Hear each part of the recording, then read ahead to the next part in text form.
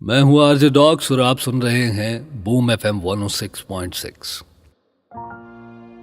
ایک اور کہانی آج میں آپ کی سماعتوں کی نظر کرنے کے لیے حاضر ہوا ہوں، اور اس کہانی کا عنوان ہے وہ درخت روتا ہے۔ آج کل حالات بدل چکے ہیں، تبدیلی کا نعرہ تو بہت سنا، مگر عجیب بات ہے تبدیلی ابھی تک آئی نہیں۔ پھر بھی حالات کیسے بدل چکے ہیں؟ وہ اس طرح سے کہ روز ہی نئے سے نئے مسائل ہمیں بنتے نظر آ رہے ہیں۔ پہلے سنا کہ بجلی کا مسئلہ بن گیا ہے، اب سنا ہے کہ پانی بھی ختم ہو رہا ہے۔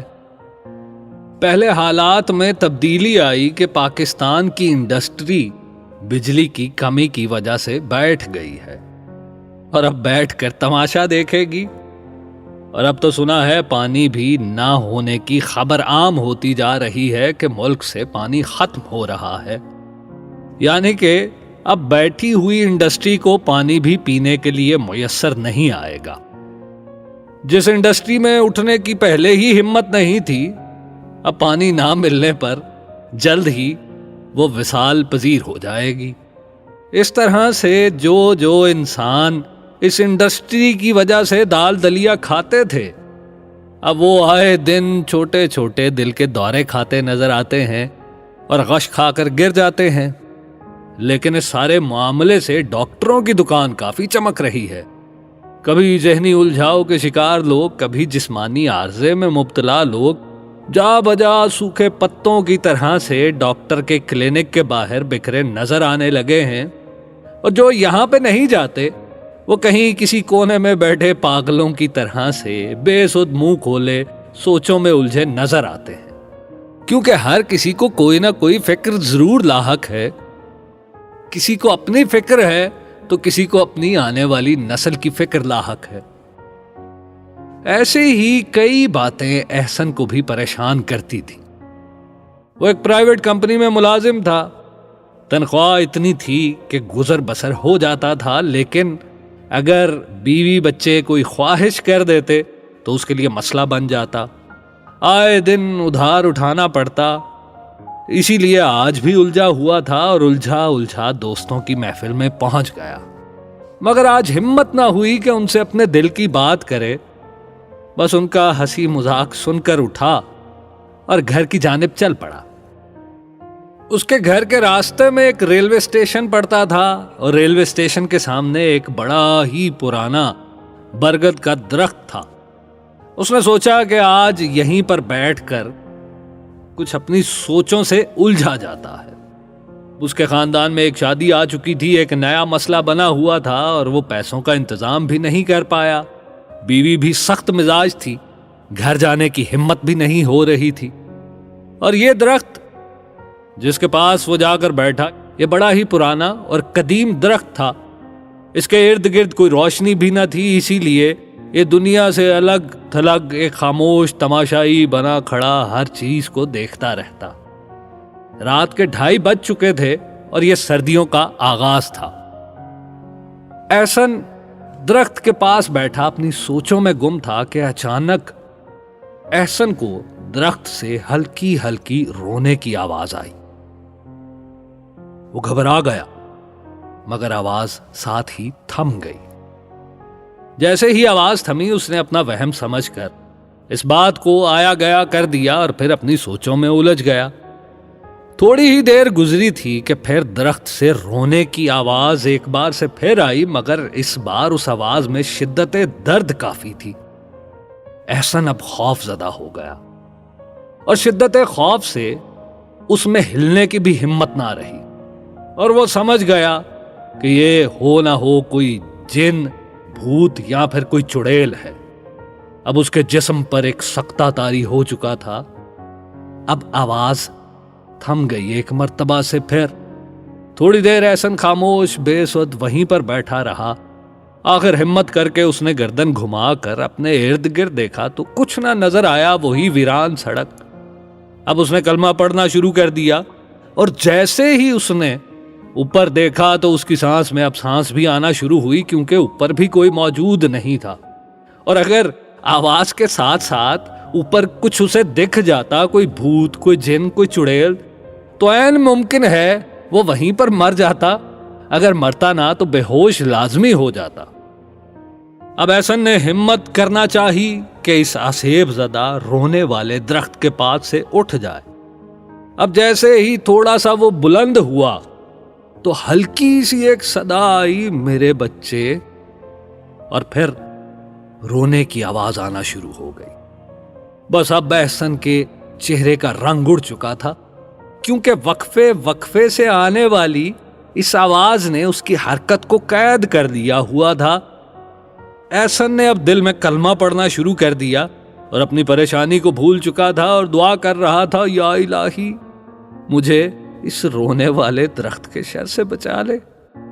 اب آواز آنا ایک مرتبہ سے پھر تھم گئی، مگر احسن مسلسل آنکھیں بند کیے ذکر میں مصروف تھا۔ تھوڑی دیر خاموشی کا سلسلہ قائم رہا تو اسے سکون آیا۔ اس نے یہ سوچا کہ شاید ذکر کی برکت سے آسیب چلا گیا ہے۔ اب دور تک خاموشی تھی، نہ کوئی آتا تھا نہ کوئی جاتا، کہ کسی کو آتا جاتا دیکھ کر ہی وہ اپنی مدد کو بلا لیتا۔ میرے بچے، تو کہیں مت جانا مجھے چھوڑ کر۔ اب اس صدا کے ساتھ پھر سے خاموشی ٹوٹ گئی، اور پھر آواز آئی، میں تجھے جانے نہیں دوں گی، بس تو اور میں ہمیشہ ساتھ رہیں گے۔ یہ ہلکی ہلکی سی آنے والی آواز خاموشی میں اتنا خوف پیدا کر رہی تھی کہ احسن کو اب یقین ہو گیا تھا کہ یہ اس کی زندگی کی آخری رات ہے۔ اب اچانک سے ایک بچے کے رونے کی آواز بلند ہوئی، اور آواز اس قدر اونچی تھی کہ آواز کی شدت سے احسن کا خوف ختم ہو گیا، اور وہ سمجھ چکا تھا یہ درخت نہیں روتا، مگر کوئی درخت کی دوسری جانب سے ضرور روتا ہے۔ روتے ہوئے درخت کا مسئلہ جیسے ہی حل ہوا، احسن اپنے حواس بحال کر کے اٹھا اور دوسری جانب دیکھنے لگا تو اس نے کیا دیکھا، وہاں پر ایک عورت ہے۔ اندھیرا کافی تھا، جس کی وجہ سے اس عورت کے خد و خال اسے نظر نہیں آتے تھے، مگر اتنا سمجھ گیا تھا کہ عورت جس کی گود میں شیرخوار بچہ ہے، یہ عورت اور بچہ دونوں ہی وقفے وقفے سے روتے ہیں، اور وہ عورت اس کے لبوں سے بار بار اپنے لبوں کو ملاتی ہے۔ تھوڑی دیر بعد پھر اضطراب سے روتی ہے اور بچے کو کہتی ہے، میرے بچے، آنکھیں کھول میرے بچے۔ احسن کو ابھی تک کچھ سمجھ نہ آیا تھا کہ آخر یہ کیا ماجرا ہے۔ وہ عورت اپنے بچے سے ایسے گفتگو کرتی تھی جیسے شیرخوار اس کی ساری باتیں نہ صرف سنتا تھا بلکہ سمجھ بھی رہا ہو۔ عورت بولی، میرے بچے، میں مجبور ہوں، آج پھر کوئی گاہک نہیں ملا، اگر مل جاتا 4 پیسے ملتے اور میں تیری خوراک کے لیے کچھ تو انتظام کر لیتی۔ یہ کہہ کر عورت نے اپنی زبان بچے کے منہ میں ڈال دی، اور بچہ ماں کی زبان تھوڑی سی چوستا اور پھر باہر نکال دیتا۔ عورت پھر بولی، میرے بچے، میں نے تو خود بھی کئی دنوں سے کچھ نہیں کھایا، میری تو چھاتیاں بھی خشک ہو چکی ہیں، بتا تیری ماں کیا کرے؟ میرے بچے، تیری ماں روز سرے بازار اپنا وجود بیچنے جاتی ہے، اپنا جسم بیچتی ہے، اپنے جذبات بیچتی ہے، صرف اس لیے کہ تو پیٹ بھر کر خوراک حاصل کر سکے۔ میں اس لیے اپنی آبرو کو سرے بازار بیچتی ہوں کہ تجھے اپنی نگاہوں کے سامنے پروان چڑھتا دیکھ سکوں۔ میرے بچے، بتا تیری ماں کیا کرے تیرے لیے؟ یہ کہہ کر عورت نے پھر رونا شروع کر دیا۔ اب احسن کو سارے معاملے کی سمجھ آ چکی تھی۔ اس کے دل میں اب ہمدردی پیدا ہونا شروع ہوئی، اور ہمدردی کے ابھرتے ہی اس نے عورت کو کہا کہ بات سنو۔ عورت چونک گئی، احسن کو دیکھنے لگی، مگر پھر کچھ نہ بولی۔ احسن نے بات آگے بڑھاتے ہوئے کہا، کیا نام ہے تمہارا؟ اور ڈرو نہیں، میں تمہاری مدد کرنا چاہتا ہوں۔ عورت رکتے رکتے بولی، میرا نام آسیہ ہے۔ عورت نے اپنا گلا کھانس کر صاف کیا اور یہ جواب دیا۔